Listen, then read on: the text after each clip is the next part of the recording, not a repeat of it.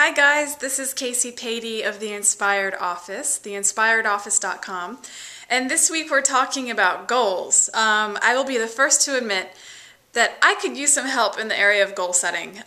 It's certainly something I do. It's not something I do with much regularity, but I would like to, and I have some really great ideas and really great tools that I am working on. So let's see, I heard once from the series of workshops that I listened to. One of the most helpful things about goals I heard in this workshop. And she said, it doesn't make sense really to set a goal that doesn't feel remotely attainable. For me to say I want to break, $1 million in 2011, it's not really something I can fathom at this point in my business. So it's perfectly okay to downgrade the goal so it's something that I can actually feel and relate to. So I'm all for setting smaller goals that you can reach in a shorter amount of time instead of saying, next year I want to hit $1 million. So of course that would be lovely, but I also like setting shorter term goals, as in, these are the number of clients I want to sign on this month, or even if that sometimes doesn't feel right, it can be these are the number of prospects that I want to reach out to this month. Something that I feel like I can act on.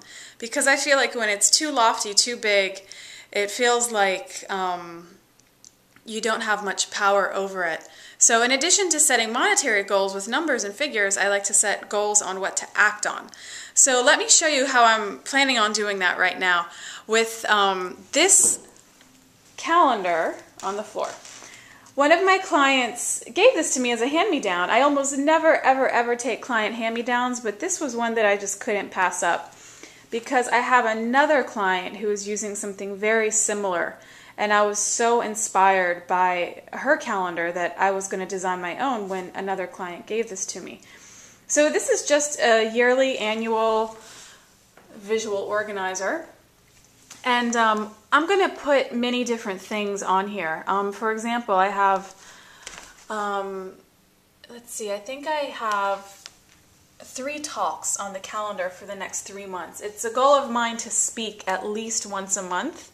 So visually, I want to see one of these stickies on the calendar for every month. Another goal of mine, I haven't done this yet, but is to send an email once a month to my old clients, whom I call alumni, and an email once a month to my prospects. Those are people who have communicated with me about working together, but it hasn't come through yet. So I'd like to send the alumni ones once a month, at the first of the month, and the prospect ones the 15th of the month. So, for example, the alumni email, as long as that sticky is there, throughout the course of the previous month, I can start adding things on there that I would like to send out to the alumni. So when the date comes, I already have my content set out. So this, now that I'm winding down the year, will become much, much more full.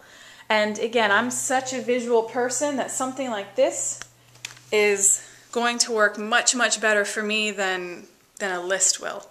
Something else I want to share is Jordana, who's also a member of this channel. She and I share a business mentor.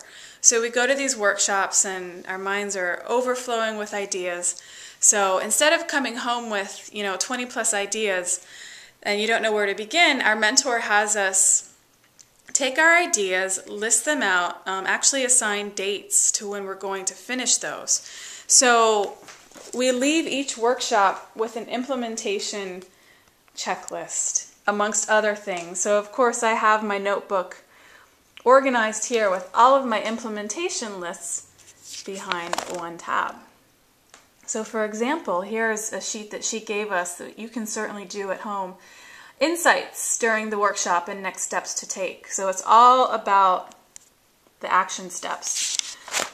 And then there's one in another style, the implementation checklist for the next 90 days. So this was from one of our workshops. Basically, I came home with, as you can see, or maybe not, 12 goals. And between the previous workshop and the last one that I went to, I was pretty good. I think I maybe did about, 8 or 9 of those 12 goals, which was great. So again, for me, it's all about making it visual so I can see all of my goals at once.